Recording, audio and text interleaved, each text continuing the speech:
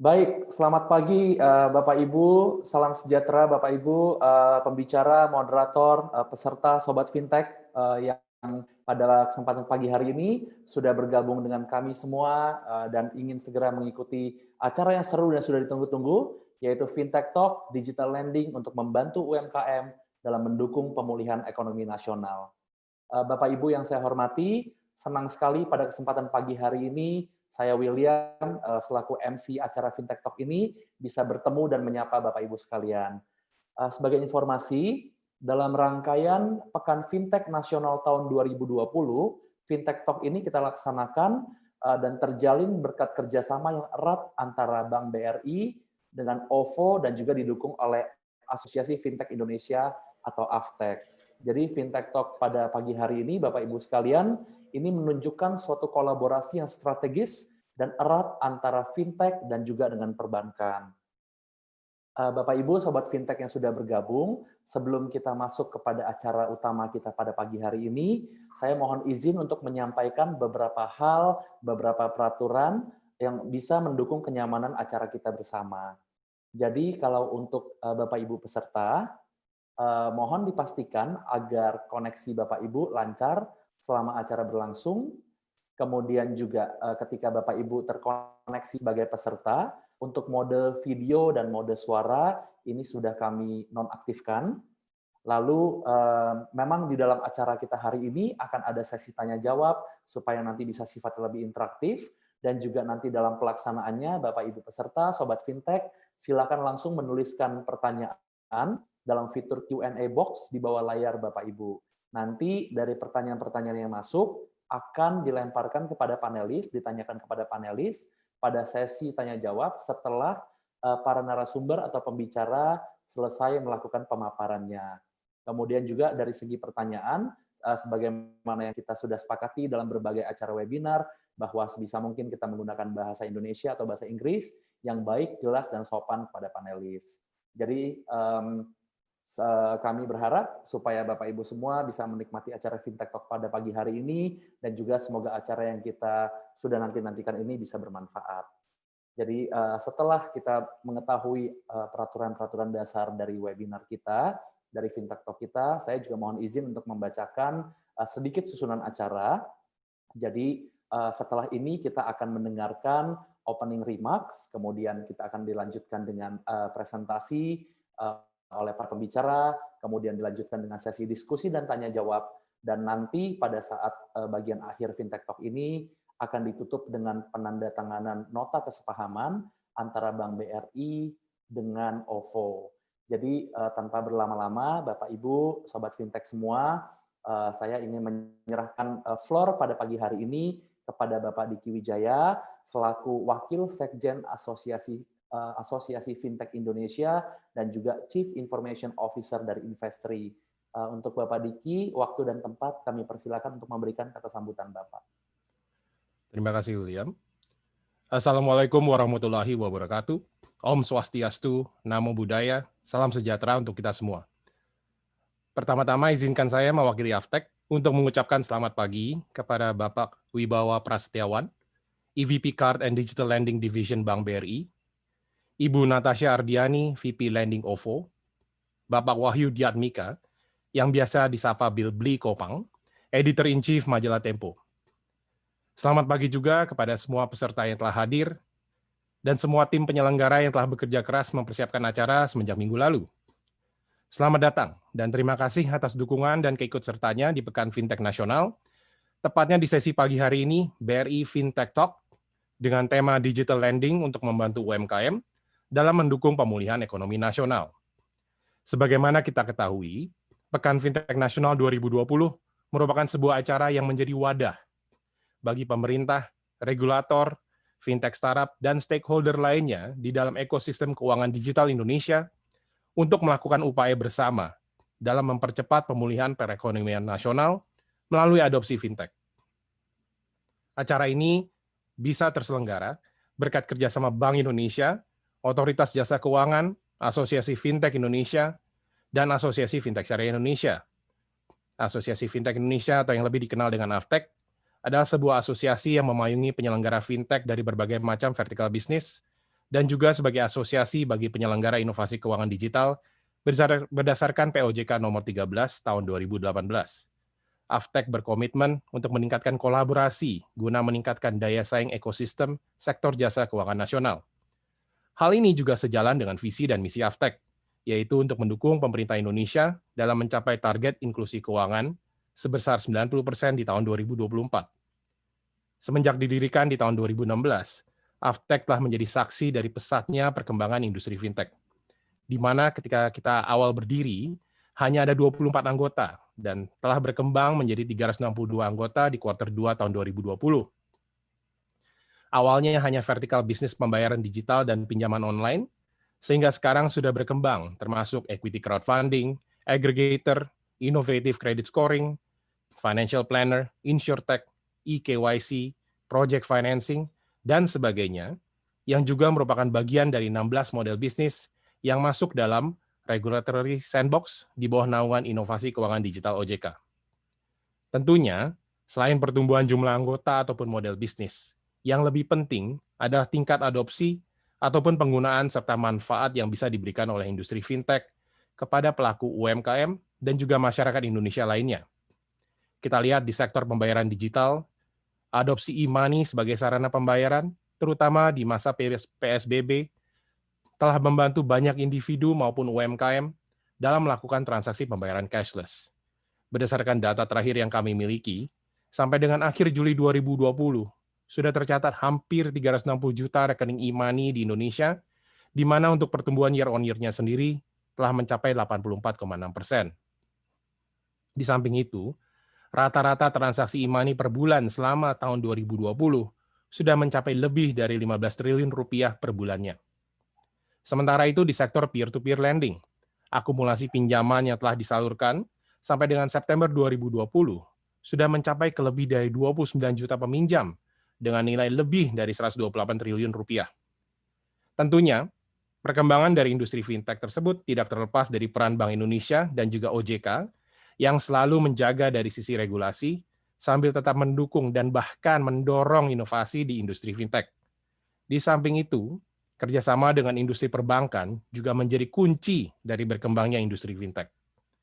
Oleh sebab itu, kami melihat kolaborasi antara berbagai macam model bisnis maupun sektor industri perusahaan jasa keuangan, serta sinergi antara industri perbankan yang memiliki keahlian dan juga pengalaman dalam menjalankan operasional keuangan yang prudent, ditambah dengan inovasi digital dari startup fintech, akan lebih meningkatkan inklusi keuangan dan juga jangkauan layanan keuangan bagi para pelaku usaha UMKM. Sesi hari ini, kami harap bisa memberikan gambaran kepada kita semua bagaimana proses digitalisasi yang telah dilakukan oleh Bank BRI maupun OVO dalam mengembangkan layanan, serta meningkatkan servis yang ditujukan untuk UMKM dalam rangka mendukung pemulihan ekonomi nasional. Akhir kata, saya berharap apa yang akan didiskusikan oleh Pak Iwan, panggilannya Pak Wibawa ya, Ibu Natasha dan Bli Komang, bisa menjadi inspirasi bagi kita semua, terutama para pelaku industri jasa keuangan, agar kita bisa berkolaborasi lebih erat lagi dan bersama-sama mendukung program pemulihan ekonomi nasional. Terima kasih. Assalamualaikum warahmatullahi wabarakatuh. Ya, waalaikumsalam warahmatullahi wabarakatuh. Terima kasih banyak Pak Diki Wijaya atas kata sambutannya Pak yang mengawali acara kita pada pagi hari ini Pak. Dan tanpa berlama-lama lagi, sekarang Bapak Ibu semua, Sobat Fintech, kita akan segera masuk ke dalam acara utama kita. Saya ingin menyerahkan waktu dan tempat kepada Bapak Wahyu Diatmika, dosen guru saya, Bli Komang. Silakan Bli, good luck. Terima kasih banyak Mas William. Selamat pagi, Assalamualaikum warahmatullahi wabarakatuh. Selamat datang untuk semua peserta Fintech Talk yang sesi 6 pada pagi hari ini. Seperti sudah disampaikan oleh Mas Diki tadi di pembukaan, kita punya sebuah topik yang sangat menarik, sangat timely, dan sangat penting untuk kita diskusikan. Beberapa background tadi dari angka sudah dipaparkan oleh Mas Diki dan sangat impresif. Saya perlu tambahkan mungkin dari growth yang luar biasa, 84% ya year on year untuk fintech user, terutama juga ada penekanan pada UMKM. Di OVO sendiri ada data dari 650.000 user, 85%-nya adalah pelaku UMKM. Dan momentum diskusi ini juga penting untuk dicatat. Kita ada di tengah-tengah pandemi. Sayang sekali memang COVID-19 ini belum mau beranjak pergi. Sudah ada beberapa titik terang ya, sudah ada kabar tentang vaksinasi yang sedikit lagi akan dilaksanakan, beberapa proyeksi ekonomi untuk tahun depan dari Bank Indonesia kelihatannya juga menunjukkan titik terang, menunjukkan harapan-harapan, tapi kita tetap perlu waspada untuk melihat potensi-potensi yang membawa risiko. Untuk itu diskusi ini jadi sangat penting dan menarik.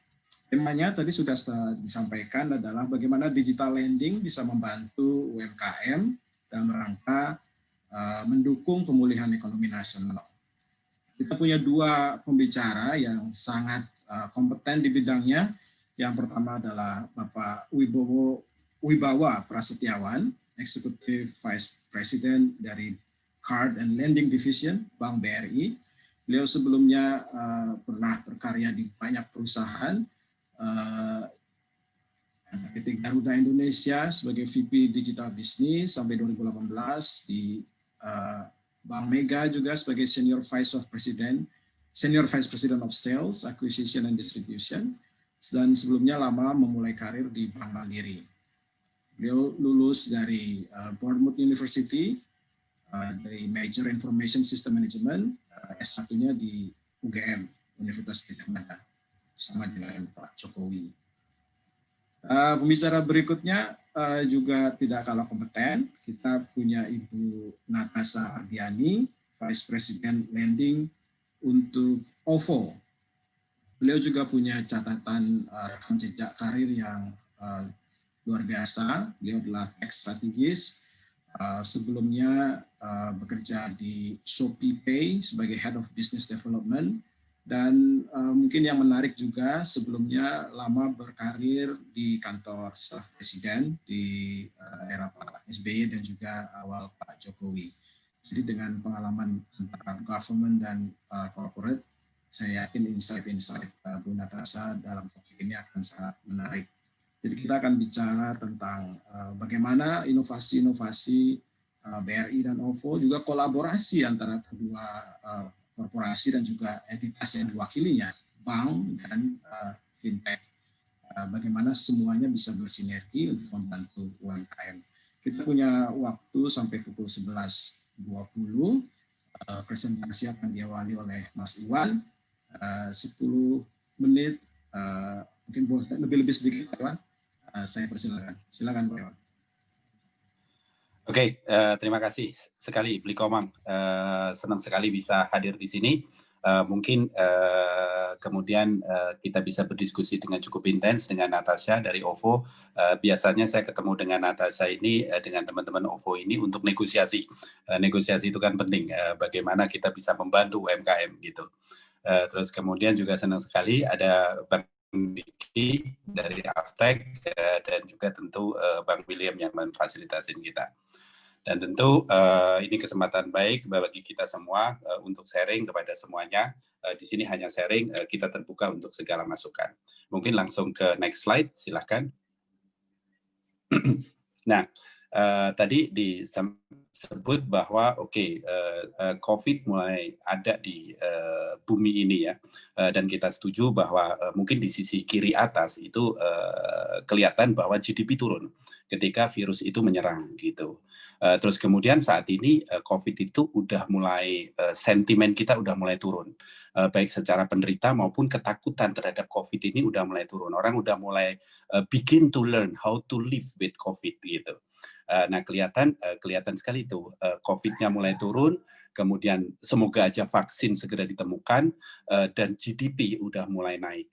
Tapi kami yakin bahwa the customer habit will stay 1-3 tahun mendatang. Nah terus kemudian di bawah itu kita coba pisahkan mana behavior yang stay longer, mana behavior yang hanya temporary.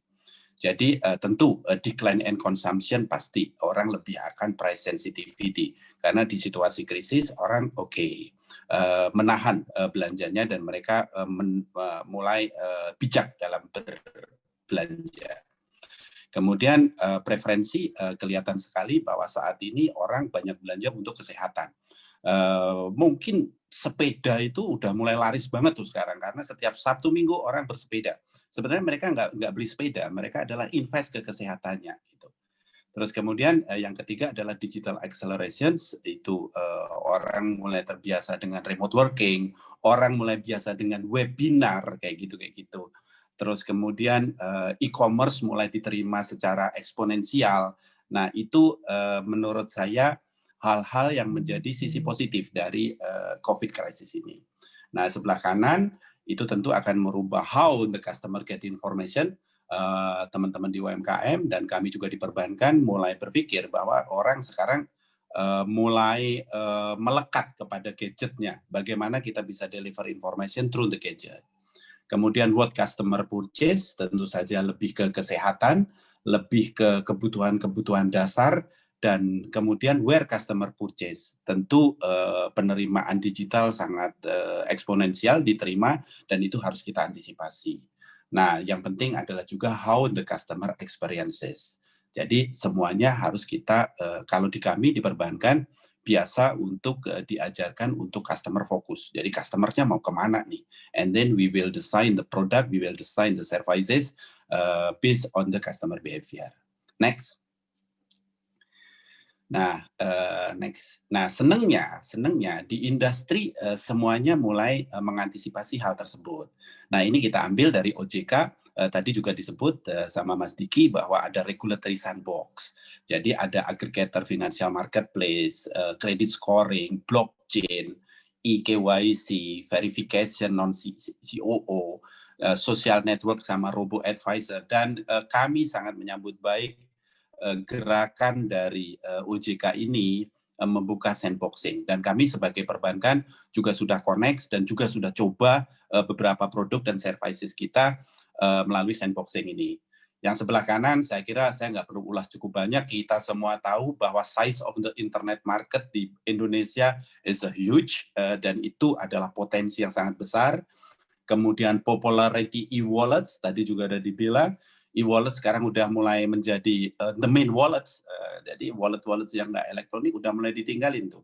Orang udah mulai bayar dengan touchless, dengan tanpa sentuh kayak gitu. Nah, kemudian juga kita tahu bahwa outstanding fintech naik dari 73% dari Desember ke Juli 2019 dan kemudian naik lagi di Juli 2020 37%. Ini saya ambil dari OJK. Jadi this is the fenomena yang harus kita sambut bersama. Ini positif menurut saya. In every crisis there is an opportunity. Next.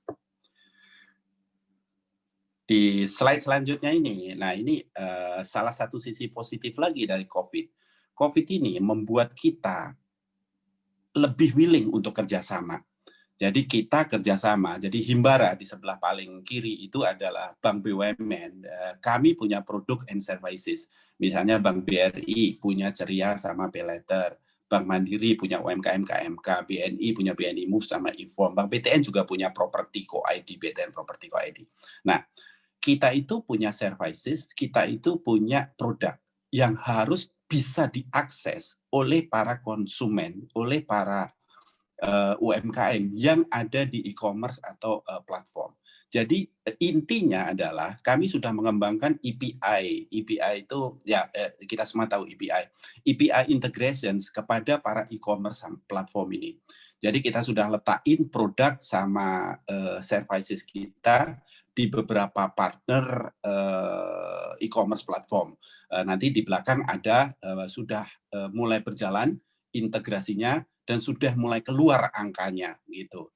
Jadi intinya adalah kita meletakkan produk dan services di e-commerce platform sehingga dengan mudah bisa diakses untuk financing-nya oleh para seller, oleh para buyer. Tentu ini akan membuat ekonomi mulai bergerak. Nah, angkanya gimana nih? Oke, next-nya. Nah, ini dengan Gojek kita sudah live, Traveloka kita sudah live, Tokopedia kita sudah live, Shopee, Bukalapak, dan Grab. Ini kita sebagai himbara ya. Kita sebagai himbara sudah melakukan integrasi dengan mereka. Plafon yang disetujui sudah hampir 1 triliun 959.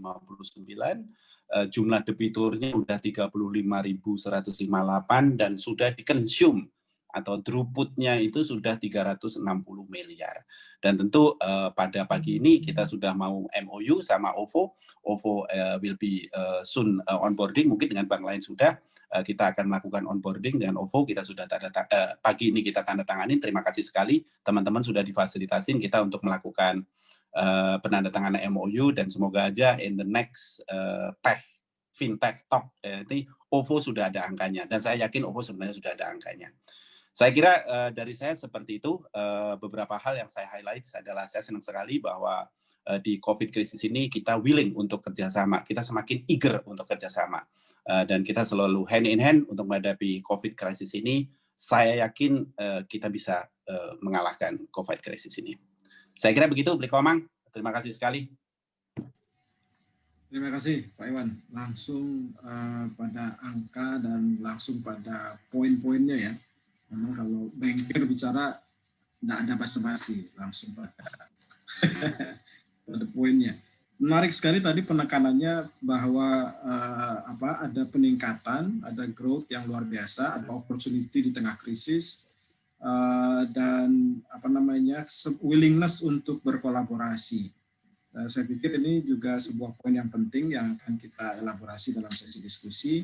Tapi sebelum lebih jauh, saya ingin berikan kesempatan pada Ibu Natasha untuk menyampaikan paparannya. Silakan Ibu. Baik, terima kasih Bli Komang. Selamat pagi, Assalamualaikum warahmatullahi wabarakatuh. Salam sejahtera bagi kita semua, Om Swastiastu, Namo Buddhaya, salam kebajikan. Kepada yang saya hormati Pak Iwan, Pak Diki, dan Bli Komang, serta segenap hadirin virtual, saya ucapkan sekali lagi selamat pagi. Semoga belum capek nih ya dengerin presentasi. Perkenalkan, saya Natasha, Vice President Lending di OVO. Senang sekali pagi hari ini saya telah diundang oleh Aftek, BRI, dan segenap penyelenggara untuk melakukan sharing tentang topik yang sangat dekat di hati saya, yaitu tentang peran digital lending dalam mendukung pemulihan ekonomi nasional. Jadi saya akan melakukan presentasi singkat saja sebelum kita masuk ke sesi tanya-jawab ya. Sedikit perkenalan tentang OVO, bisa masuk ke slide yang selanjutnya. OVO ini merupakan salah satu platform pembayaran dan layanan keuangan di Indonesia dengan use case atau kegunaan terlengkap dan sinergi ekosistem terlengkap antara OVO sendiri, Grab, Tokopedia, Prudential, dan banyak lagi ekosistem digital maupun non-digital di Indonesia. OVO ini sudah diterima secara nasional dan kami terus berkomitmen untuk membangun perusahaan teknologi keuangan terbesar di Indonesia. Bertumbuh pesatnya OVO ini tidak lain dikarenakan oleh strategi yang kami anut, yaitu strategi ekosistem terbuka yang memungkinkan kami untuk bermitra secara strategis maupun taktis dengan pemain manapun di seluruh vertikal yang seperti bisa dilihat di layar ini. Jadi sejak berdirinya OVO di tahun 2017, kami terus memperluas proposisi kami untuk menyediakan rangkaian layanan keuangan terlengkap bagi seluruh masyarakat Indonesia. Pembayaran merupakan titik awal dalam strategi OVO untuk mewujudkan inklusi keuangan. Dalam jangka menengah maupun jangka panjang, kami itu berencana untuk memberi pengguna kami akses ke beragam layanan, mulai dari pinjam-meminjam, asuransi, scoring, investasi, hingga pengelolaan keuangan yang akan memberdayakan masyarakat luas untuk dapat meningkatkan inklusi keuangan, membangun personal wealth, dan berpartisipasi dalam ekonomi digital modern. Bisa lanjut. Nah, hingga saat ini, OVO ini adalah platform pembayaran nomor 1 di Indonesia dalam hal TPV atau total nilai pembayaran. Kami sudah hadir di lebih dari 115 juta perangkat dan diterima di lebih dari 700.000 merchants di seluruh Indonesia, termasuk 580.000 merchant QRIS atau QRIS atau Quick Response Indonesian Standard. Itu lebih yang telah berada di lebih dari 370 kota di Indonesia.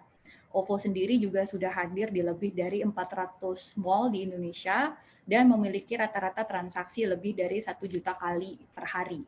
Dan tentunya jumlah ini akan terus bertambah seiring dengan perkembangan dan inovasi yang terus kami tawarkan. Berikut ke slide berikutnya. Nah, ini sangat disayangkan memang ya, sejak pandemi COVID-19, 90% dari UMKM di Indonesia terdampak. 36,7% dari UMKM nasional ini tidak mendapatkan pemasukan sama sekali. Sebanyak 26,6% dari UMKM mengalami penurunan omset lebih dari 60%. 15% lebih juga mengalami penurunan omset sebanyak 31% dan seterusnya. Jadi UMKM di Indonesia, seperti yang Bapak dan Ibu ketahui, ini sudah berkontribusi sebesar 60% dari pendapatan domestik bruto atau GDP. Dan perlu digarisbawahi bahwa lebih dari 74% pelaku UMKM belum mendapatkan akses ke pembiayaan. Mungkin utamanya juga pembiayaan yang terjangkau, gitu ya. Bisa lanjut. Nah, ini slide terakhir ya. Penurunan omset ini kan juga mempengaruhi UMKM di dalam ekosistem OVO, Grab, Tokopedia, dan lain-lain. Oleh karena itu, kami juga untuk mendukung pemulihan ekonomi nasional, BRI dan OVO sudah sepakat untuk berkolaborasi untuk membuka akses pengajuan modal lewat kanal daring atau online bagi UMKM yang terdampak oleh pandemi. Hal ini sangat dibutuhkan tentunya oleh para UMKM karena banyak dari UMKM yang telah mengalami kekurangan modal usaha, kesulitan untuk menggaji karyawan, hingga ancaman penutupan usaha mereka. Jadi BRI dan OVO di sini ikut mendukung gerakan Digiku atau gerakan digital UMKM dengan menghubungkan lebih dari 550.000 UMKM yang ada di dalam ekosistem OVO dengan fasilitas pinjaman modal yang tersedia melalui aplikasi BRI Ceria. Itu dengan proses yang sangat cepat dan sepenuhnya digital. Dan kolaborasi ini merupakan kerjasama antara bank dan fintech untuk mengakselerasi transformasi digital yang tentunya dalam hal ini dikhususkan untuk membantu UMKM untuk bangkit dan maju di era yang digital ini ya. Jadi sedikit sekilas tentang produknya ya. Produk pinjaman digital bunga ringan melalui aplikasi BRI Ceria ini rencananya akan dipasarkan di penghujung tahun untuk memungkinkan para penggerak UMKM, dan pengguna OVO untuk memperoleh tambahan modal hingga 20 juta rupiah dengan tenor atau jangka waktu pinjaman mulai dari 1 bulan hingga 12 bulan. Seluruh proses pengajuannya ini digital melalui aplikasi digital menggunakan digital verification, credit scoring, dan digital signature. Dan tentunya tapi pemberian pinjaman modal ini kami dalam pemasarannya, dalam pencairannya tentunya kami akan terus memegang prinsip kehati-hatian dengan melakukan penilaian tentang juga seberapa besar kebutuhan dari calon peminjam ya. Jadi terakhir dari saya, semoga kolaborasi ini dapat membantu sektor informal atau UMKM untuk bangkit dan dapat terus berkarya kembali. Ya, sekian dari saya, terima kasih. Terima kasih banyak Mbak Natasha. Jadi sudah lengkap ya, jadi paparan dari Bank BRI dan juga dari OVO, kita sudah dapat gambaran potensi-potensi untuk pelaku UMKM seperti apa, karena tentu kita kembali ke temanya pada hari ini adalah di bagaimana digital lending bisa membantu UMKM dalam rangka pemulihan ekonomi nasional. Nah, hari ini kita memang tadi juga sudah disinggung oleh kedua pembicara, Mas Iwan dan Mbak Natasha, nanti akan ada MOU. Tapi saya ingin ke awal dulu nih, ke masa-masa sebelum proses kolaborasi ini berhasil ditandai dengan MOU. Kendala-kendalanya seperti apa? Mungkin Mas Iwan dulu, kemudian Bu Natasha. Apakah kendala-kendala itu masih ada dan apa yang bisa kita bisa kita harapkan dari potensi-potensi solusi yang mungkin bisa terjadi di masa depan? Silakan Mas Iwan. Oke, sebenarnya kalau kendala-kendala is just a common kendala ya, misalnya kayak negosiasi, I think we already achieve in some agreement, terus kemudian juga perizinan, which is kita sudah melakukan perizinan kepada OJK, di mana digital lending kita sudah diizinkan, dan juga integrasi. EPI kita di-consume oleh teman-teman di OVO untuk bisa diletakkan di platformnya, itu akan segera kita lakukan. Jadi menurut saya this is a common kendala gitu. Nah, sebenarnya kendala yang harus kita hadapin bersama itu adalah bagaimana UMKM ini bisa naik kelas. Dalam arti UMKM ini yang pertama harus bisa melakukan perdagangan secara online. Itu nggak mudah dan itu menjadi tugas kita bersama supaya mereka bisa masuk ke platform online. Nah, itu yang pertama. Yang kedua, setelah mereka masuk ke platform online, itu adalah how secara nasional kita create demand. Sekarang kan semua orang jualan tuh. Ibu-ibu rumah tangga juga jualan. Tapi apakah demand-nya naik gitu? Karena kan kita perlu support nih. Nah, demand ini juga harus kita create dengan gerakan-gerakan yang menurut saya cukup bagus. Misalnya pemerintah mengadakan Bangga Buatan Indonesia. Terus, nah itu akan mendorong kita semua mengkonsum local commodity kayak gitu.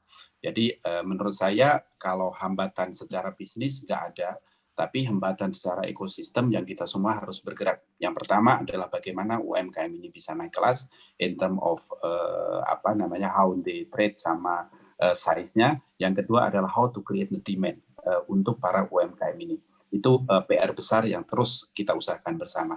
Menurut saya itu, Blikomang. Ya, makasih Mas Iwan. Mbak Natasha? Boleh saya tambahin sedikit ya. Sejalan dengan Pak Iwan, tadi memang kita harus meng-create untuk demand tersebut. Tapi kalau dari sisi digital ya, salah satu tantangan terberat kami dalam pinjam-meminjam online ini adalah untuk menciptakan trust gitu atau kepercayaan.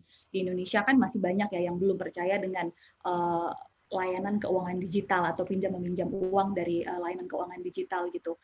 Tidak terkecuali bagi pelaku UMKM. Jadi banyak yang lebih suka untuk meminjam uang ke tetangga, ke saudara, bahkan ke rentenir gitu ya.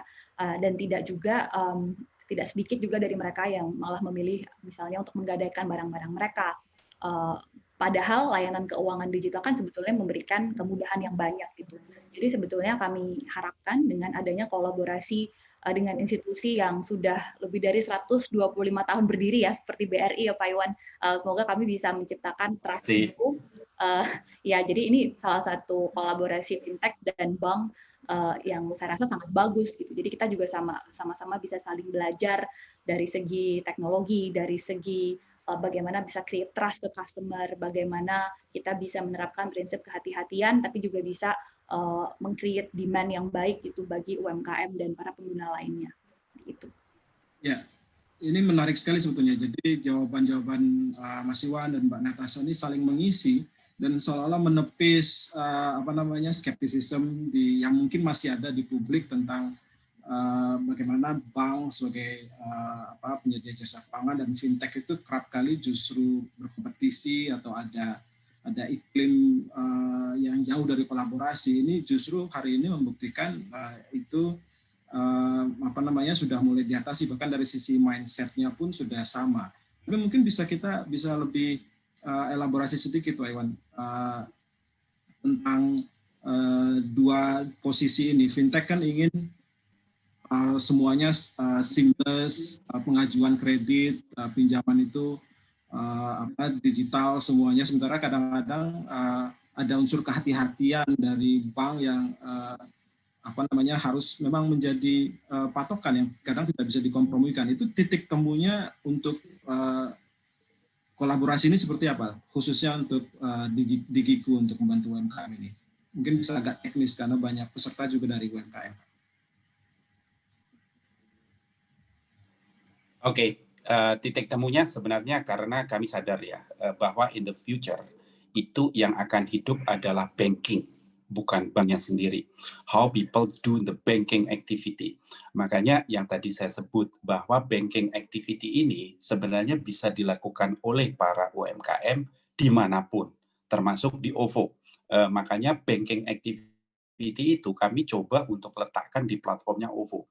Sehingga teman-teman di UMKM, kalau saya boleh saranin, tadi dengan Natasha juga sudah di-mention bahwa bentuk.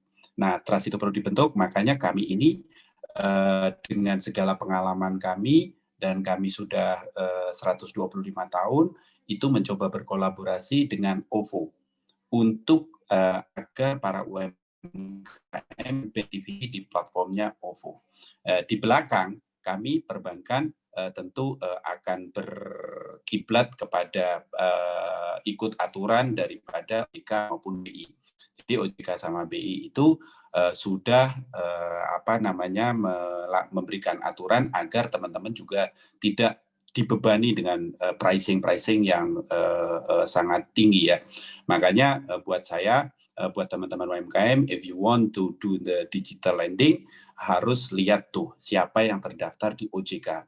Nah ini kita sama OVO juga akan terus perangin bersama bahwa banyak pinjol-pinjol yang gelap, nggak terdaftar di OJK, dan itu sangat jahat menurut saya. Makanya kami berdua bersama memerangi hal-hal yang justru toksik terhadap industri. Jadi titik temunya adalah semangat bersama kita untuk satu, memajukan UMKM, tetap comply dengan aturan. Kemudian yang kedua, kita pengen yang toxic player di dalam industri ini tidak punya kesempatan. Gitu. Begitu, Blikom. Ya, siap. Mbak Natasha ada yang mau ditambahkan? Ya, saya rasa memang underwriting itu tidak mudah ya, apalagi dilakukan secara digital. Yang kita bisa lihat misalnya di Tiongkok gitu ya, mereka kan juga sebetulnya lebih dari 60-70% UMKM-nya itu belum mendapatkan akses terhadap pembiayaan. Dan yang mereka lakukan adalah banyak dari platform digitalnya yang kemudian bekerja sama dengan bank itu meng-create yang namanya merchant scoring gitu. Dan ini juga sesuatu yang banyak platform-platform di Indonesia sudah coba lakukan untuk merchant scoring ini. Jadi maksudnya adalah supaya kalau misalnya untuk credit scoring individual kan kita bisa mengacu ke Slick gitu kan, mengacu ke Pevindo, ada yang bisa dijadikan sebagai acuan gitu. Untuk merchant memang kita masih kekurangan gitu. Jadi apalagi kebanyakan dari mereka adalah sektor informal sehingga sulit diverifikasi gitu. Dari OVO kami sudah menggunakan misalnya beberapa metode ya untuk geotagging, geolocation, jadi dipastikan bahwa benar nggak sih ini toko kelontongnya ada, benar nggak sih ini warungnya ada, itu sudah coba kami lakukan. Kami juga coba melakukan misalnya dari eKYC ya, jadi misalnya penyamaan KTP dan misalnya lokasi dari para pedagangnya itu di mana, jadi supaya kami bisa ada hal-hal yang bisa kami assess secara istilahnya secara geografis dan secara apakah benar orang ini melakukan atau si para penggiat UMKM ini melakukan kegiatan usahanya sesuai dengan alamat KTP-nya atau bukan gitu. Jadi ada banyak aspek lah yang bisa kami assess gitu. Tapi apakah itu cukup? Menurut kami belum ya, karena ada beberapa pertanyaan juga di kolom Q&A ini ya yang bertanya kayak bagaimana sih cara credit scoring dan underwriting. Saya rasa memang ini menjadi tantangan dari industri ya, bukan tantangan OVO saja, bukan tantangan BRI saja. Jadi saya rasa ini tantangan bagi industri. Kami berusaha sebisa mungkin untuk membuat onboarding atau untuk membuat istilahnya registrasi pendaftaran itu semudah mungkin gitu ya, dan secepat mungkin SLA-nya segala macam. Tapi memang ini merupakan suatu masalah atau suatu tantangan lah ya yang saya rasa juga harus dipecahkan bersama gitu. Dan saya rasa dipecahkannya bukan oleh satu pemain atau satu individu, tapi dengan semakin eratnya kerjasama gitu antara berbagai institusi.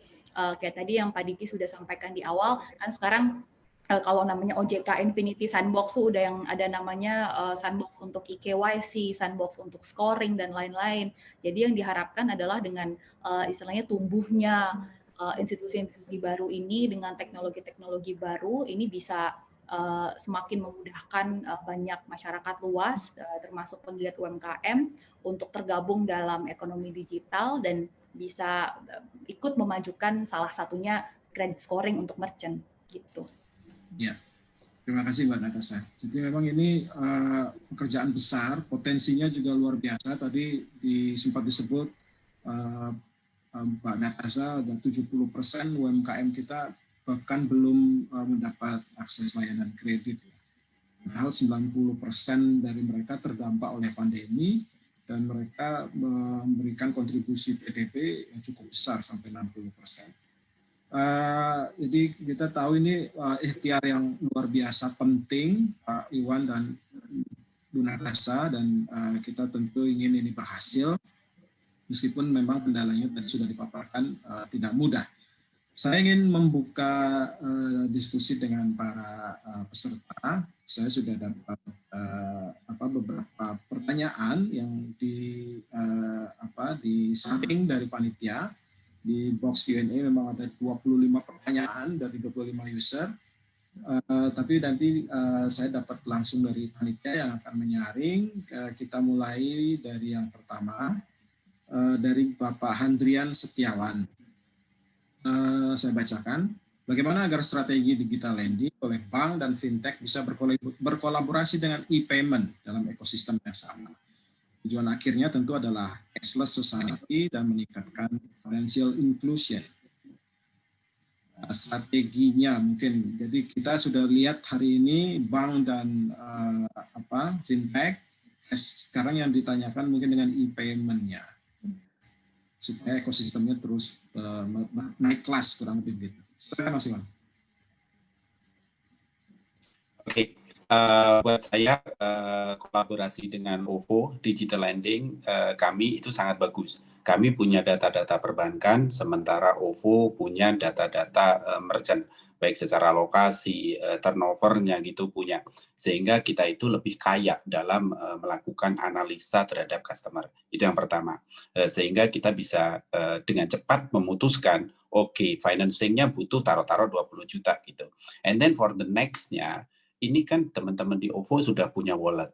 Nah, wallet ini itu bisa diisi. Menurut saya namanya juga wallet. Itu membutuhkan namanya source of fund. Kalau kita lihat wallet kita nih, saya mesti bicara sedikit ke belakang.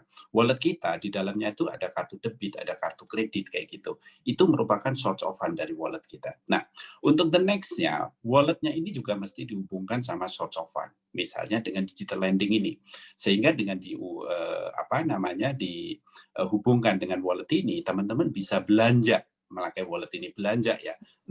Kalau saya sih sangat menyarankan digital lending ini untuk belanjanya yang produktif, untuk kulakan, untuk beli alat-alat produksi seperti itu. Dan tadi kita lihat ya, OVO jadi ada digital lending, bisa masuk ke payment-nya OVO, dan bisa belanja di mana. Dan OVO saya kira mempunyai bisnis model yang cukup bagus. Di situ ada Tokopedia kalau nggak salah tadi ya. Nah, itu bisa belanja di situ. Tapi sangat kami sarankan integrasi ini sangat seamless. Dapat duit, bisa buat ngisi wallet, bisa buat belanja. Karena sangat seamless, mudah untuk digunakan.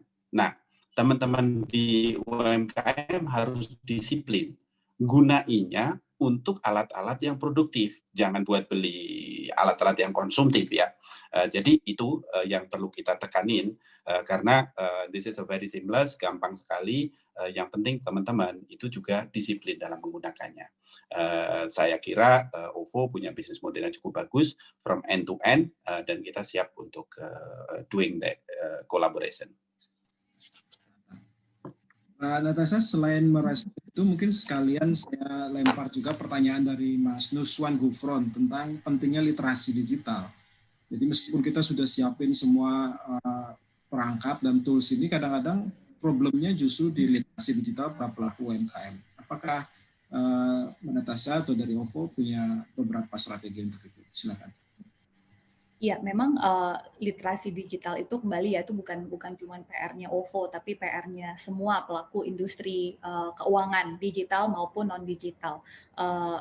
Salah satu hal yang OVO sudah lakukan itu misalnya kita ada sering edukasi lewat Instagram, edukasi lewat Facebook, edukasi lewat ada juga yang sebelum pandemi kami juga melakukan sosialisasi secara offline gitu ya di banyak kota di Jawa maupun luar Jawa tentang misalnya pentingnya cashless gitu, cashless society gitu, kayak kenapa kenapa kok penting untuk punya e-wallet gitu, supaya misalnya berbelanja dengan lebih mudah gitu, supaya kita nggak usah pegang receh lagi. Jadi kalau misalnya ada transaksi yang misalnya nilainya Rp9.734, nggak usah kasih 10.000 lalu ya kan kembaliannya susah gitu kan. Jadi kami banyak melakukan hal tersebut.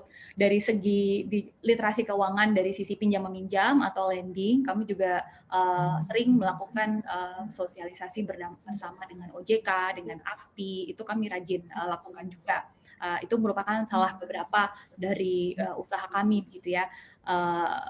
Tapi memang saya rasa ini tidak mudah sih ya, tidak mudah sama sekali.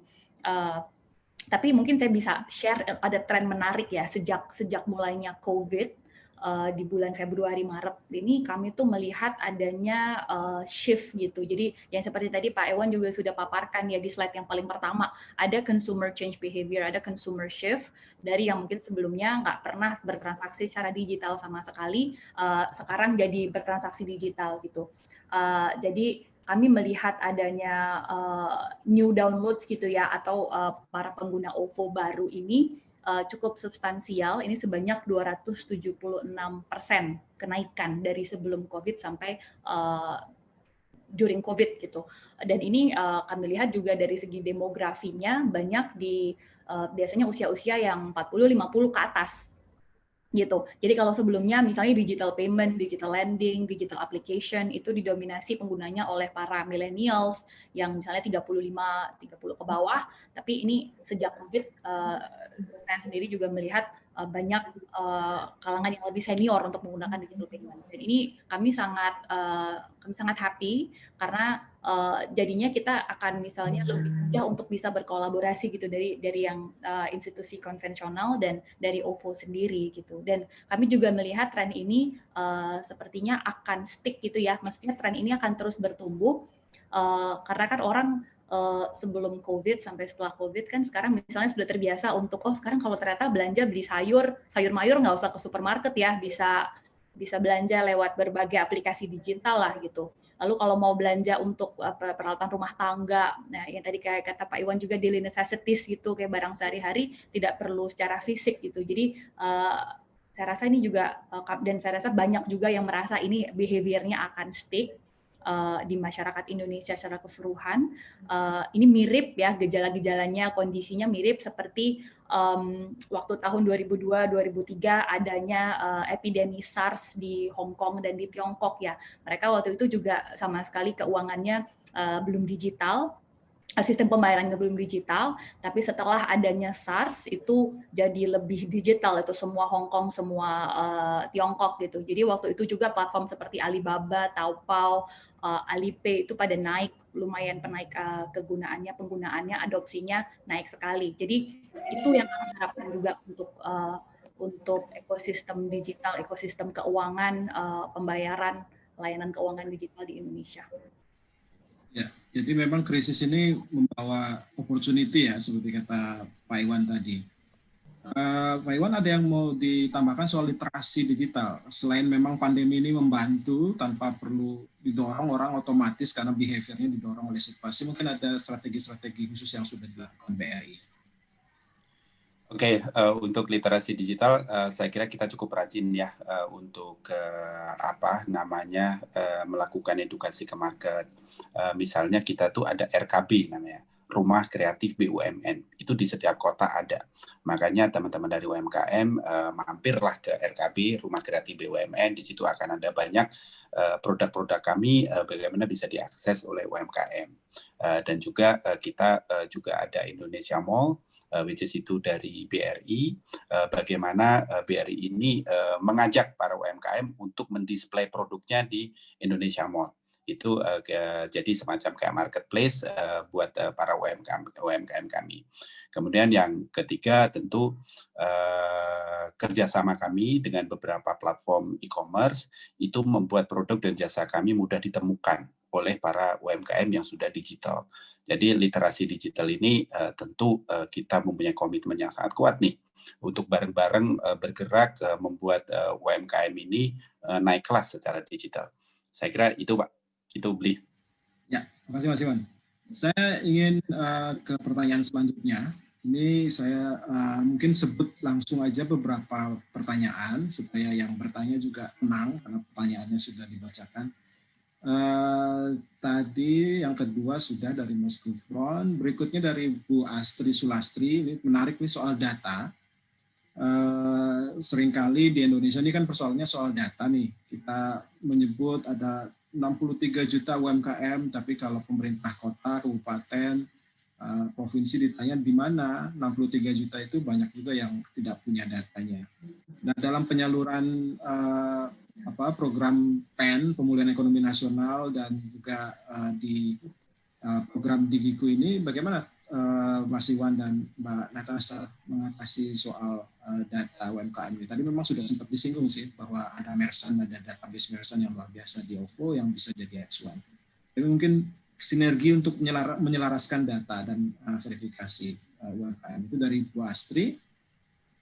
Kemudian yang kedua dari Pak Ihsan dan Siregar tentang peran serta opportunity open banking bagi digital dan MSME lending. Mungkin dia perlu, Mas Ihsan dan perlu elaborasi soal open banking. Ada satu dari wartawan dari Kata Data, Mas Fahmi Ahmad. Kenapa sih fintech masif menggayat atau bekerja sama dengan bank di masa pandemi? Apakah tren ini hanya semasa pandemi atau akan terus berlanjut? Tantangannya apa? Tadi kita sudah sempat discuss tentang kendala-kendala. Mungkin kalau sudah dijawab tidak perlu dielaborasi lagi. Keuntungan dan kendala dalam kolaborasi, itu pertanyaan Mas Fahmi. Masih ada 2 lagi, tapi saya ingin stop di situ dulu. Ada 3 ya, 3 dulu. Silakan Pak Iwan. Oke, data UMKM. Nah, ini senang banget nih. Justru kenapa kita bekerja sama dengan OVO? Ini didasari dengan itu. Karena kan OVO punya merchant data. Mereka bisa melakukan geotagging, ke merchant itu di mana, bahkan turnover-nya sebulan berapa, merchant-nya punya toko enggak, ini Gus merchant atau enggak. Dan yang lebih amazing lagi buat kami di perbankan, OVO ini sudah punya credit scoring. Sehingga kami bisa dengan mudah mendapatkan data merchant ini melalui OVO.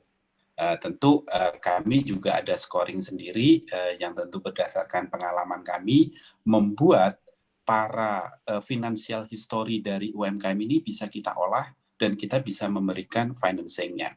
Kalau mungkin data-data yang 63 juta tadi belum ada data-data finansial, kalau data dari OVO, data dari kami, kita sudah ada data finansial, di mana kita bisa dengan cepat membantu para UMKM ini sesuai dengan kebutuhan, sesuai dengan kapasitinya. Itu. Kemudian yang kedua, saya langsung jawab aja ya yang open banking. Yang open banking, ya ini open banking. Saya dengan OVO ini open banking. Yeah. Open banking itu adalah integrasi API, terus kemudian bagaimana kita bekerja sama dengan saat meletakkan produk kita di OVO. This is the very open banking.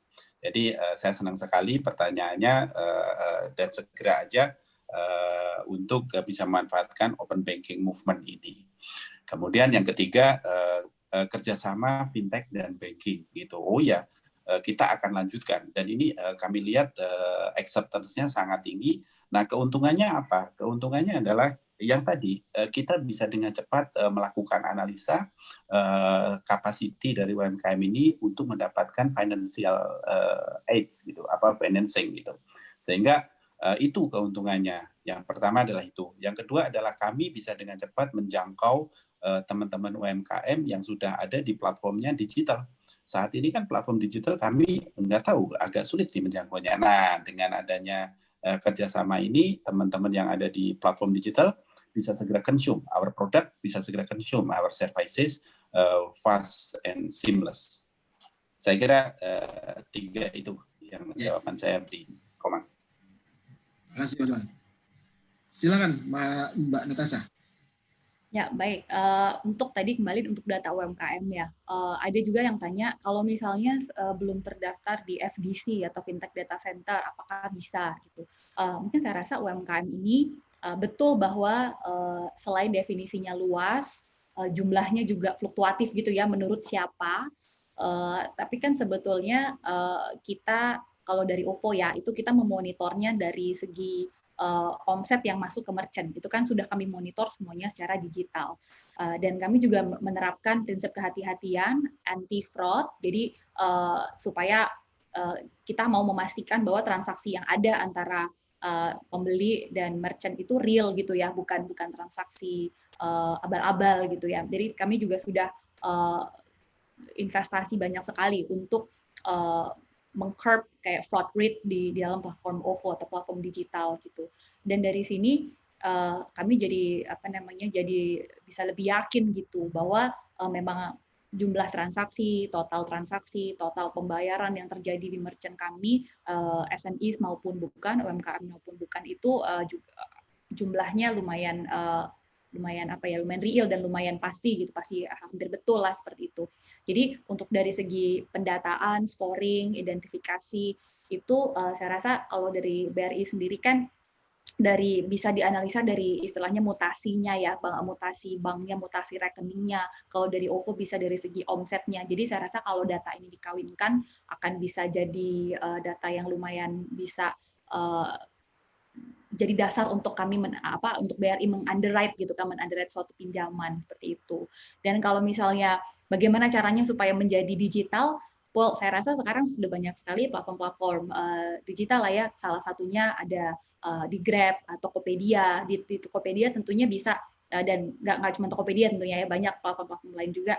Itu sangat mudah kok kalau misalnya ingin menjadi merchant, misalnya mau menjual kerajinan tangan, mau menjual makanan, itu sudah sangat banyak opsi-opsinya gitu untuk berjualan, untuk bertransaksi secara digital. Jadi kalau misalnya ada Bapak dan Ibu penggiat UMKM yang istilahnya ingin go digital, mungkin bisa coba akses website tertentu dari platform-platform e-commerce atau mungkin juga di kanal-kanal Instagram maupun Facebook, karena biasanya di setiap platform e-commerce itu mereka punya yang namanya komunitas merchant gitu, komunitas seller atau komunitas penjual.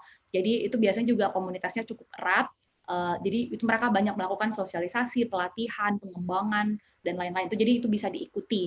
Tadi juga gerakan-gerakan yang telah dicanangkan oleh BRI di seluruh desa, kabupaten, kota juga tentunya bisa diikuti. Jadi banyak jalan lah ya. Lalu tantangan sudah diadres ya. Untuk kenapa Kobang masih guide fintech itu kayaknya tadi juga sudah diadres, karena kan kami ingin menumbuhkan trust, dan apakah kerjasama ini akan seterusnya, saya harap begitu ya Pak Iwan ya, semoga tidak musiman, semoga seterusnya, dan semoga scope dan width dan depth dari kerjasamanya juga bisa terus berkembang. Pasti.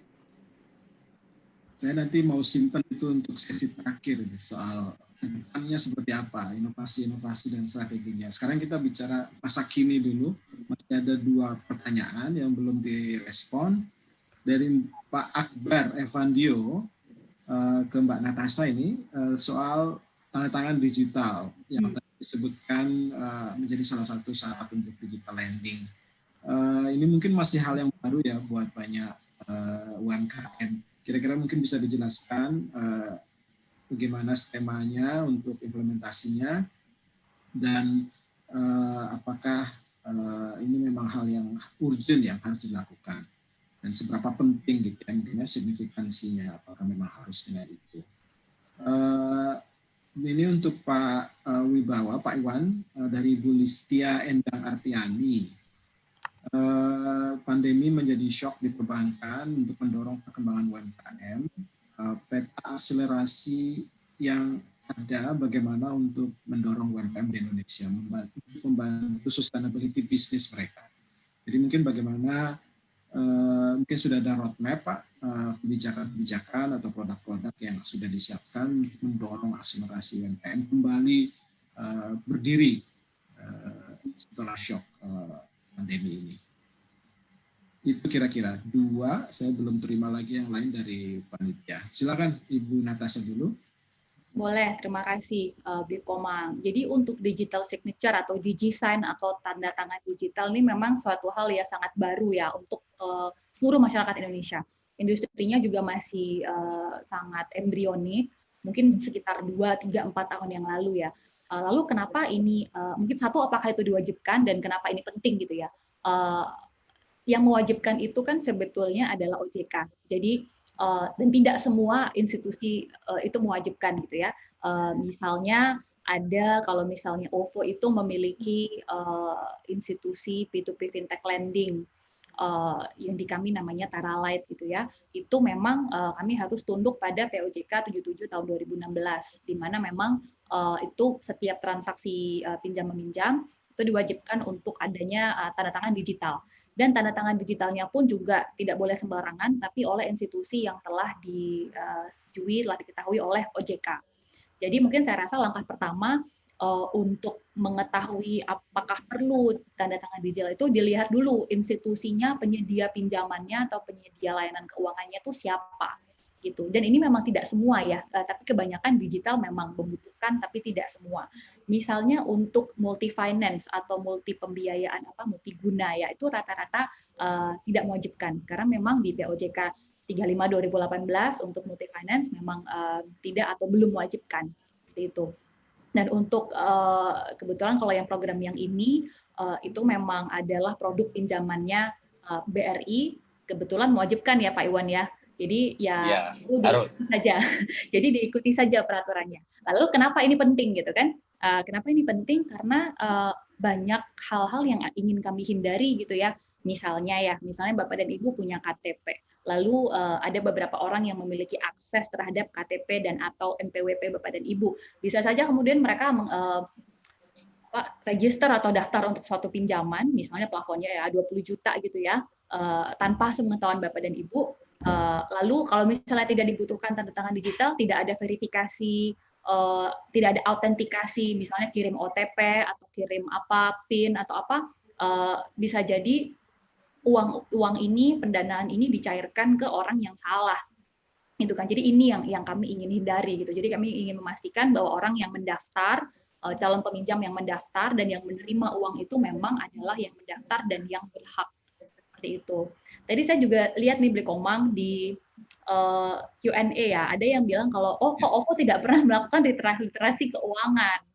Waduh, sebetulnya kami sering gitu ya, kalau misalnya di Instagram kami maupun di YouTube dan di kanal-kanal media sosial lainnya maupun di aplikasi OVO sendiri, dan saya yakin juga di aplikasi BRI maupun platform-platform yang lain itu sering kok misalnya kita dapat notifikasi atau dapat peringatan gitu ya, jangan lupa tambahkan fitur PIN atau fitur fingerprint di dalam aplikasi Anda.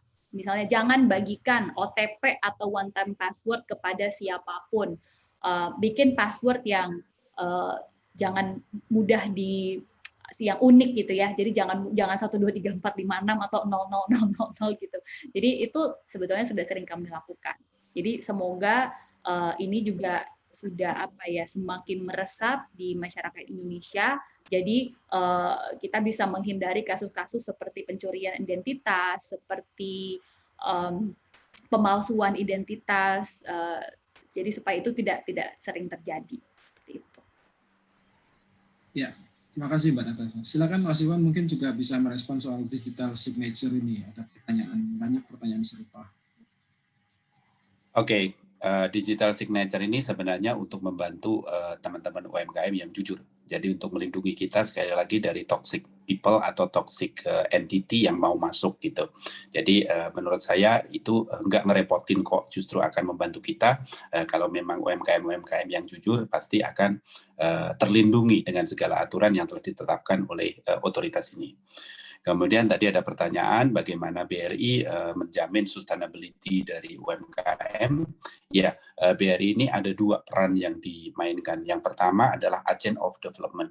Jadi kami membantu pemerintah untuk menyalurkan PEN, program percepatan ekonomi nasional, yaitu bagaimana kita bisa menyalurkan bantuan kepada UMKM yang terdampak. Jadi kalau nggak salah kemarin kita sudah dapat data dari Kementerian Koperasi dan UMKM, kita menyalurkan 2,4 juta kepada orang-orang yang ingin berusaha dan ingin mengembangkan UMKM-nya. Jadi dan juga program bantuan yang banyak sekali dari PEN kita mencoba untuk menyalurkan sehingga para UMKM ini bisa dengan hidup. Jadi itu yang pertama, agent of development. Yang kedua, kita juga merupakan business entity. Jadi business entity, yang namanya business entity juga harus create profit kayak gitu. Nah untuk itu, tapi kita profitnya ini kita coba bagilah gitu. Dengan cara apa? Kita membentuk ekosistem. Jadi di BRI itu ada satu ekosistem sejak dari seller, bagaimana mereka mengembangkan produk, bagaimana mereka memperbesar turnover dengan pinjaman dan macam-macamnya. Juga kami ada satu ekosistem yang namanya buyer, bagaimana kita create demand. Gitu. Jadi create demand ini sangat penting karena seperti sekarang ya demand-nya turun, akhirnya teman-teman juga menderita. Nah, kita itu juga create demand misalnya dengan cara menyalurkan, membantu as an agent development, kita bisa create demand. Karena kan kalau nggak salah ada bantuan kepada orang dengan gaji di bawah 5 juta, itu dapat bantuan. Sehingga mereka bisa belanja untuk daily necessity. Nah, UMKM yang tergabung di dalam BRI itu bisa segera melayani untuk mensuplai daily necessity. Tentu di sini akan ada aliran barang, aliran jasa, dan kami di BRI tentu kami punya keahlian untuk melayani aliran finansial. Karena nggak mungkin aliran barang atau aliran jasa itu tidak diimbangi dengan aliran finansial. Nanti macet pasti. Aliran itu macet. Jadi kami di BRI menjaga agar aliran finansial ini lancar sehingga sustainability dari UMKM itu bisa long lasting dan bahkan bisa berkembang. Gitu, Blikoma. Terima kasih Mas Iwan. Ini saya sampai kewalahan, pertanyaannya banyak sekali. Sudah ada 48 pertanyaan. Cuma mungkin saya awali dulu tadi dari Kakak Kapus, Mbak Aisyah. Ada 2 pertanyaan. Sembari saya mencoba mencari benang merah ya dari semua pertanyaan yang masuk supaya terjawab semua.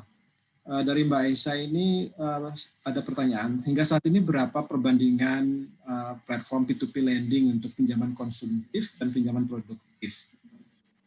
Jadi mungkin agak di luar skop UMKM, tapi ini mungkin untuk konteks nulis berita Pak Iwan, mohon dipahami.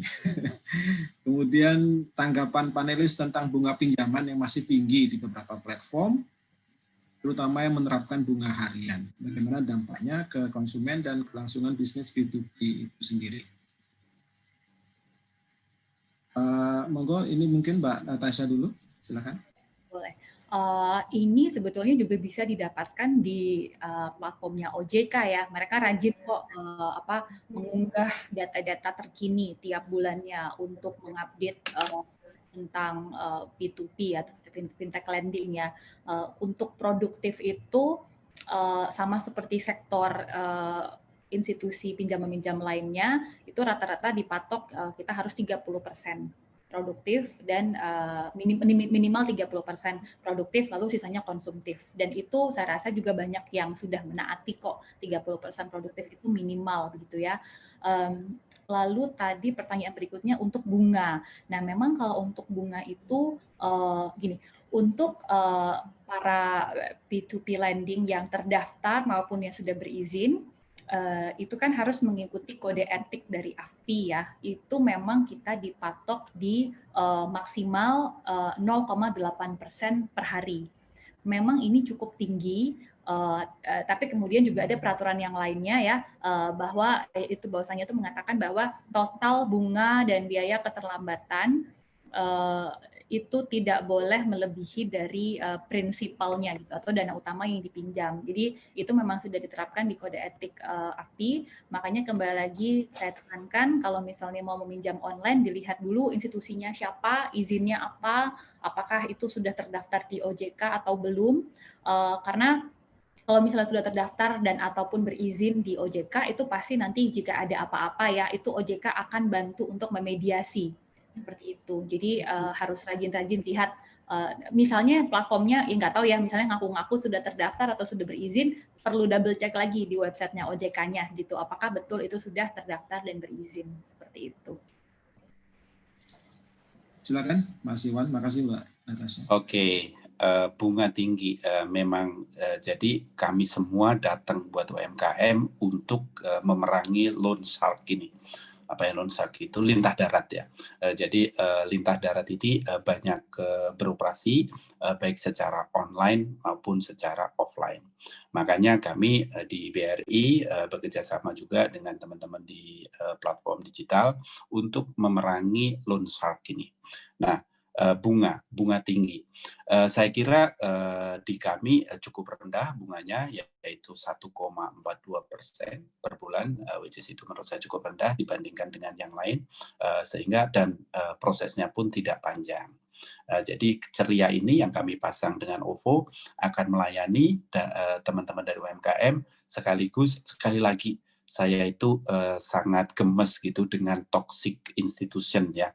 Misalnya kayak loan shark itu is a very bad guy lah, is a evil gitu untuk satu ekosistem ini. Jadi jangan sampai teman-teman terjebak di dalam permainan lintah darat dengan melakukan pinjol yang belum terdaftar di OJK. Kan udah banyak tuh berita-berita maaf nih orang bunuh diri karena terjerat pinjol gitu. With this activity, dengan literasi ini, dengan webinar ini, kami melakukan literasi digital sehingga teman-teman bisa akses financing facility dari perbankan melalui e-commerce, dan teman-teman nggak usah perlu pergi ke loan shark ini. Kerjasama sama kita, dan saya yakin kalau kita semua bekerja sama, the toxic entity ini akan mati dengan sendirinya. Itu sih. Baik, terima kasih banyak Pak Iwan. Jadi memang cara-cara untuk mengakses Digiku atau kredit dari BRI di platform OVO ini sangat mudah, tinggal mengaksesnya di aplikasi OVO. Mungkin banyak yang hadir hari ini, banyak sekali yang teknis sekali pertanyaannya. Jadi mungkin karena memang belum melihat layanannya, belum melihat produknya.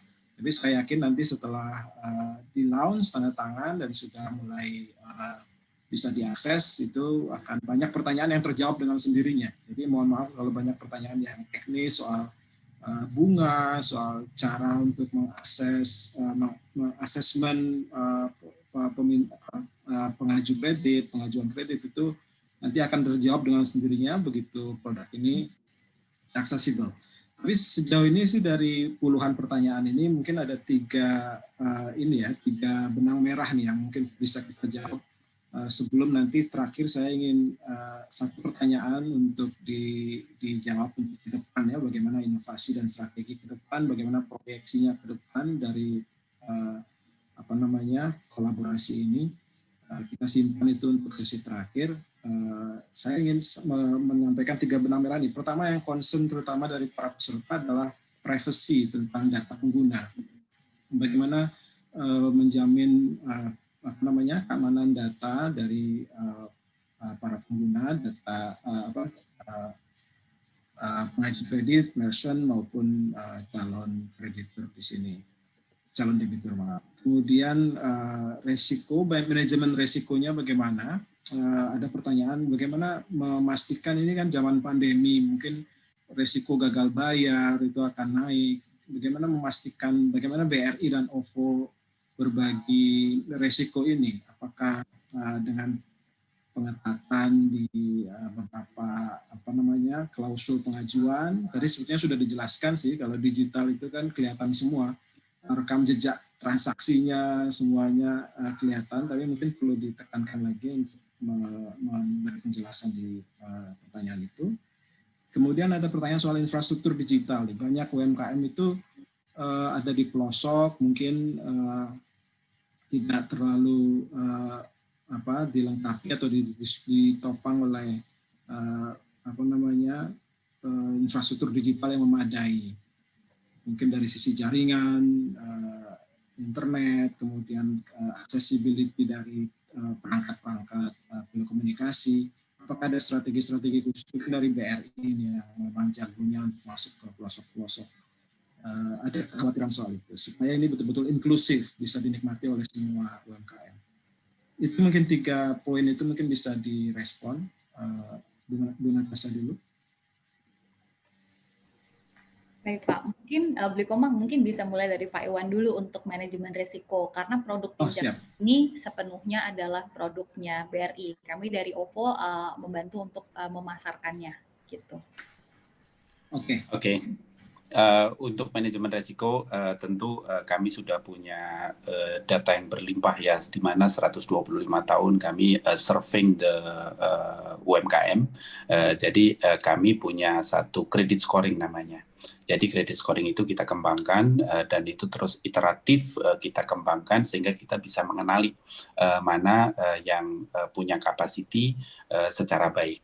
Jadi pada saat kita memberikan kredit limit, itu juga sebenarnya semangat kami membantu teman-teman. Misalnya kapasiti teman-teman tuh hanya butuh 10 juta kayak gitu. Kita nggak akan kasih 20 juta karena kami dengan berdasarkan pengalaman 10 juta aja cukup kayak gitu. Jadi kalau teman-teman dikasih satu kredit limit misalnya 10 juta, aduh kenapa cuma dikasih 10 juta nih? Ya itu karena sebenarnya kami membatasi teman-teman agar terus berusaha. Jadi jangan besar pasak daripada tiang kayak gitu. Gunain dulu 10 jutanya secara disiplin, and then kita akan kembangin manajemen risiko. Terus kemudian yang kedua, itu adalah pendampingan. Sebenarnya manajemen risiko yang paling bagus di BRI adalah pendampingan. Bagaimana mantri-mantri kami itu mendampingi para UMKM, bahkan bukan cuma mendampingi, mencarikan market gitu. Jadi manajemen risiko yang paling bagus menurut kami adalah mendampingi sehingga kelangsungan usaha, upgrade dari knowledge para debtor-debtor kami itu bisa dilakukan dengan baik. Dan alhamdulillahnya NPL kami di digital lending itu masih di angka sekitar 3% lah. Menurut saya itu masih acceptable. Dan bahkan secara bank kita tuh cuma di angka NPL kami itu 1%. Which is menurut saya itu sangat bagus untuk satu industri. Manajemen risiko, sekali lagi kami sudah berpengalaman dan tentu kami juga akan memperkaya dengan data-data dari OVO, bagaimana turnover, bagaimana geotagging satu satu merchant itu bisa dilakukan dengan baik. Jadi itu dari kami. Mantap. Terima kasih Mas Iwan. Mbak Natasha mungkin soal privacy data itu ya, keamanan data. Ya boleh. Untuk proteksi data pribadi atau proteksi dari platform itu sendiri, OVO itu sudah menerapkan semua prinsip kehati-hatian, semua telah menaati seluruh undang-undang dan regulasi yang berlaku, salah satunya PP 71 juga ya, tentang sistem elektronik dan penggunaan data pribadi. Jadi sudah kami bisa jamin lah ya, kami bisa pastikan bahwa kami sudah menerapkan itu semua. Memang apa ya, yang namanya ya mungkin kita juga sering dengar ya, mungkin banyak orang yang belum terlalu yakin mungkin ya karena sudah sering dengar banyak platform digital yang kebobolan datanya gitu. Saya rasa tentu saja tidak ada yang mengharapkan hal tersebut, tapi justru dengan adanya hal tersebut itu biasanya itu akan juga memicu para platform ini untuk meningkatkan lagi gitu. Jadi justru meningkatkan mungkin 5-10 kali lipat dari yang diharuskan karena memang ya sekarang hackers udah pinter-pinter gitu ya.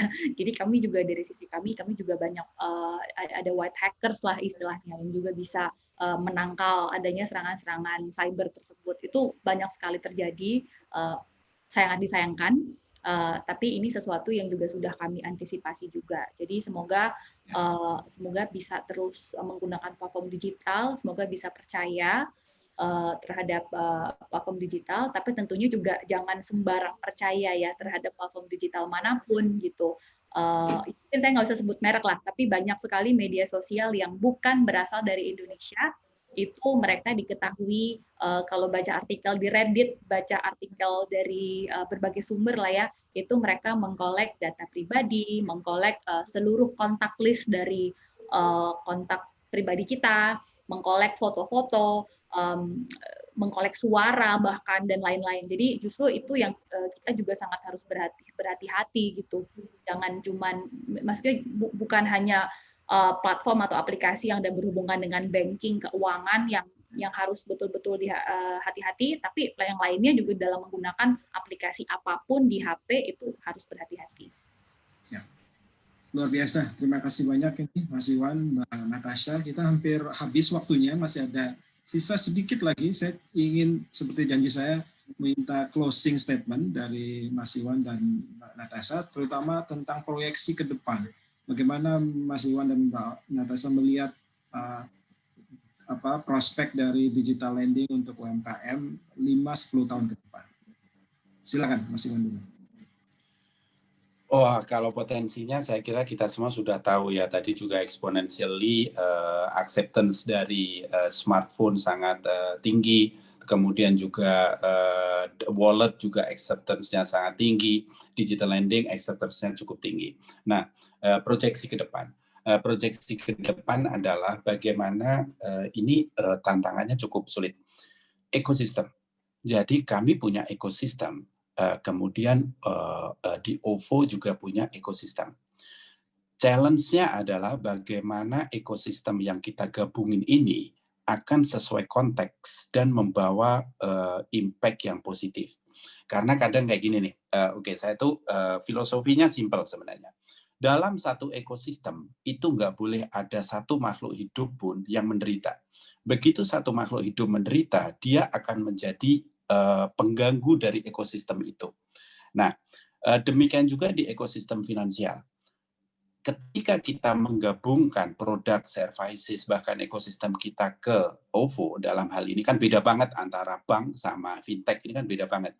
Ketika kita menggabungkan itu, jangan sampai ada satu makhluk hidup pun yang menderita.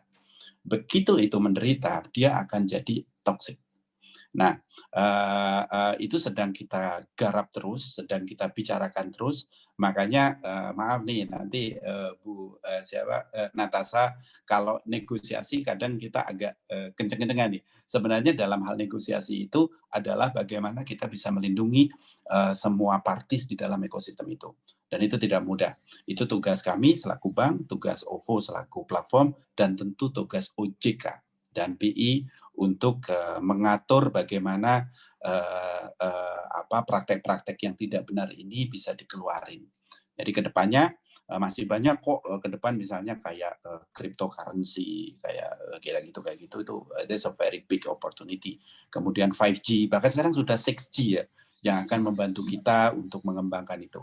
In term of teknologi kita nggak ada masalah, tapi in term of how to merge the ecosystem, itu yang perlu kita pikirin bersama. Itu dari saya. Terima kasih. Terima kasih Mas Iwan. Silakan. Oke, untuk proyeksi ke depannya ya, ini saya rasa akan lebih ilustratif. Saya ada satu slide mungkin yang bisa ditampilkan gitu ya. Boleh.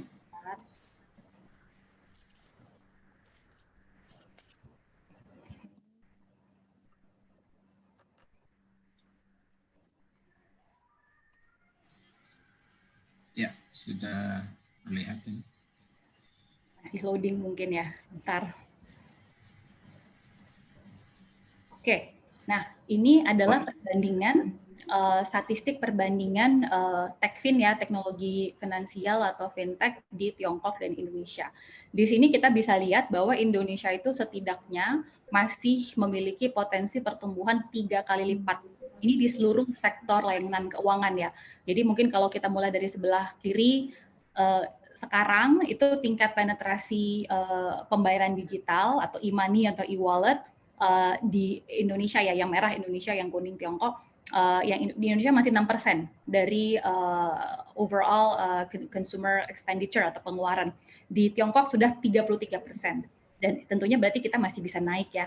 Kalau untuk underbanknya, ini di Indonesia masih 50%, di Tiongkok sudah 6%.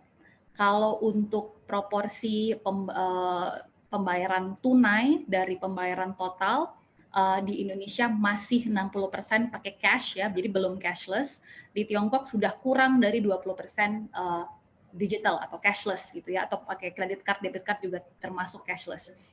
Lalu untuk pembiayaannya di sini, ini sudah kita sering dengar, kalau di Indonesia 71% konsumen belum ada akses terhadap pembiayaan, di Tiongkok kurang dari 37%. Untuk UMKM masih lumayan mirip ya, figures-nya masih di Indonesia 74% belum ada akses, di Tiongkok 66% belum ada akses. Untuk reksadana, investment ya reksadana, di Tiongkok sudah lebih dari 13% itu digital. Di Indonesia penetrasinya masih 3% dengan 2% digital. Dan untuk asuransi juga mereka sudah hampir 3 kali lipat lebih besar daripada Indonesia gitu ya. Tapi kan kembali Tiongkok itu juga mereka liberalisasi digital dan finansialnya juga sudah lebih kencang daripada Indonesia ya. Jadi ini bukan berarti Indonesia ketinggalan, tapi justru Indonesia ini masih berpotensi untuk naik berkali-kali lipat. Dan kalau menurut banyak proyeksi dari lembaga-lembaga terkemuka di dunia, Indonesia itu dari sektor pembayaran dan keuangan digitalnya itu akan peak atau akan memuncak di sekitar tahun 2024 gitu. Jadi kita masih punya 4 tahun ya, tahun depan ini udah 5 minggu lagi kurang dari 2020. Jadi kita punya 3,5 tahun lah ya untuk kira-kira memuncak gitu. Jadi saya rasa proyeksi outlook-nya sangat baik ke depannya. Jadi fintech juga semakin banyak menjamur, bank-bank dan lembaga keuangan institusional lainnya juga banyak yang terus justru go digital gitu, bukan sebaliknya. Jadi saya yakin dan positif bahwa di Indonesia fintech ini akan terus maju, akan terus bisa membantu peningkatan literasi keuangan, inklusi keuangan, bisa membantu para masyarakat Indonesia dan penggiat UMKM untuk meningkatkan personal wealth, untuk peningkatan pengaturan keuangan gitu ya, personal finance, pengelolaan keuangan. Jadi outlook-nya sangat positif. Sangat positif. Baik, terima kasih Ibu Natasha. Dengan demikian berakhir sudah sesi diskusi kita pada pagi hari ini sampai siang, agak lewat sedikit dari jadwal 5 menit. Tapi menarik sekali perbincangannya. Jadi kita sudah dapat dari A sampai Z, dari kondisi terkini sampai proyeksi, dari hambatan sampai kesempatan, dan kita tentu berharap kerja besar ini, kolaborasi BRI dan OVO akan terus sukses karena memang sangat ditunggu. Ada 74% tadi ya UMKM yang masih belum mendapatkan akses pembiayaan, padahal mereka punya kontribusi sampai 60% terhadap PDB Indonesia. Pemulihan ekonomi kita pasca pandemi akan sangat tergantung pada keberhasilan UMKM kembali bangkit dan kembali bisa berkontribusi. Dan ini tidak akan lepas dari kolaborasi antara fintech dan perbankan. Itu mungkin yang bisa saya sampaikan sebagai kesimpulan. Terima kasih banyak sekali lagi untuk Pak Iwan dan Mbak Natasha, luar biasa sekali paparannya pada siang hari ini. Tepuk tangan, kalau bisa tepuk tangan virtual. Terima kasih banyak dan saya kembalikan pada Mas William. Selamat siang. Wassalamualaikum warahmatullahi wabarakatuh. Waalaikumsalam warahmatullahi wabarakatuh. Baik, terima kasih banyak Bli Komang atas moderasinya yang sangat keren. Terima kasih Pak Iwan, terima kasih Mbak Natasha atas pemaparan dan sharing-sharingnya kepada peserta, kepada kita semua, kepada Sobat Fintech yang sudah stay tune di acara siang hari ini. Sebelum kita masuk kepada rangkaian acara terakhir dari sesi pagi hari ini, yaitu penandatanganan MOU antara BRI dengan OVO, saya ingin mengajak Bli Komang, mengajak Pak Diki, Pak Iwan, dan Mbak Natasha untuk berfoto bersama dulu. Nanti setelah itu baru kita lanjutkan dengan MOU. Jadi boleh berikan pose terbaik kita, senyum terbaik kita untuk sobat-sobat fintech yang ikutan. Nanti dalam hitungan ketiga kita akan segera melakukan foto bersama ya. Jadi sudah siap Bli, Bapak dan Mbak? Siap ya? Oke, dalam hitungan ketiga, 1, 2, 3. Sekali lagi, 1, 2, 3. Terima kasih Bapak Ibu. Baik, terima kasih Mbak Aryani, terima kasih Bli Komang, Pak Diki, Pak Iwan, dan Mbak Natasha. Sekarang kita akan masuk ke acara terakhir pada sesi siang hari ini, yaitu penandatanganan MOU, nota kesepahaman antara BRI dan juga dengan OVO. Jadi izinkan saya dulu untuk memberikan sedikit latar belakang, konteks kepada para peserta, Sobat Fintech. Jadi sebagai upaya pemulihan ekonomi nasional akibat pandemi COVID-19, PT Bank Rakyat Indonesia Persero Tbk menandatangani nota kesepahaman dengan PT Visionet International atau OVO dalam menghadirkan inisiatif pinjaman digital bagi UMKM, yaitu Digiku.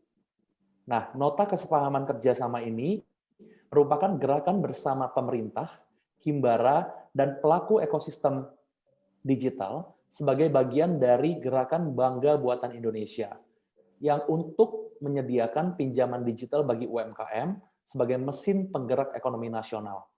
Nah, kolaborasi antara BRI dan OVO ini merupakan kerjasama antara bank dan fintech untuk mengakselerasi transformasi digital yang dalam hal ini dikhususkan untuk membangun UMKM agar dapat semakin berkembang dan maju dalam era digital ini. Khususnya ada momen pemulihan ekonomi nasional, ini adalah momentum sangat baik, dan para peserta Sobat Fintech, hari ini kita menyaksikan salah satu milestone yang sangat bersejarah baik untuk BRI maupun untuk OVO, dan tanpa menunggu lebih lama lagi, saya ingin mempersilakan kepada perwakilan dari OVO, dalam hal ini akan diwakili oleh Ibu Shirley Rungkat, selaku CFO dari OVO, dan dari Bank BRI akan diwakili oleh Pak Iwan sendiri ya.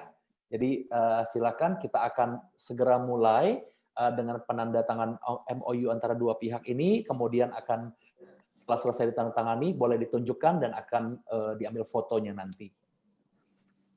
Ya, kepada Ibu Shirley, kepada Pak Iwan, kami persilakan. Wah, Pak Iwan sudah. Bu Shirley juga sudah ya. Wah, once again, untuk senyum terbaiknya, nanti bisa Oke, siap. Mbak Aryani, sudah standby untuk foto? Baik, saya akan hitung ya Bapak Ibu. 3, 2, 1. Sekali lagi, 3, 2, 1. Terima kasih. Terima kasih Mbak Aryani untuk fotonya. Terima kasih kepada Pak Iwan, kepada Bu Shirley sudah menandatangani nota kesepahaman antara BRI dan OVO, dan sekali lagi mewakili Avtek, mewakili ekosistem digital di Indonesia. Kami sungguh-sungguh berharap bahwa kolaborasi, bahwa kerjasama yang erat ini dapat terus dilanjutkan dan nantinya dapat dimanfaatkan oleh teman-teman pelaku UMKM sehingga bisa mendukung program pemerintah, bisa mendukung keinginan dan visi kita bersama untuk menciptakan perekonomian Indonesia yang lebih kuat, khususnya dalam menyambut tahun 2021. Nah, sekali lagi juga, saya ingin mengucapkan terima kasih kepada Blikomang yang sudah berkenan hadir memoderasi sesi Fintech Talk kita ini, kepada Pak Iwan, kepada Mbak Natasha, Ibu Shirley, dan juga kepada teman-teman tim dari BRI dan OVO, dan khususnya kepada para peserta Sobat Fintech yang sudah berkenan stay sampai akhir sesi Fintech Talk kita. Dan jangan kemana-mana, rangkaian acara dalam Pekan Fintech Nasional 2020 masih akan terus berlanjut sampai tanggal 25 November. Jadi cek terus Instagramnya Avtek di @fintechid, dan di sana kami sudah share informasi tentang banyaknya kolaborasi antara Avtek dan penyelenggara fintech, termasuk juga perbankan juga yang akan kita lakukan dalam berbagai jenis kegiatan sampai tanggal 25. Oke, kepada moderator, speaker, dan Sobat Fintech semua, take care always, jaga kesehatan, dan sampai berjumpa lagi pada acara-acara selanjutnya. Terima kasih. Makasih, William.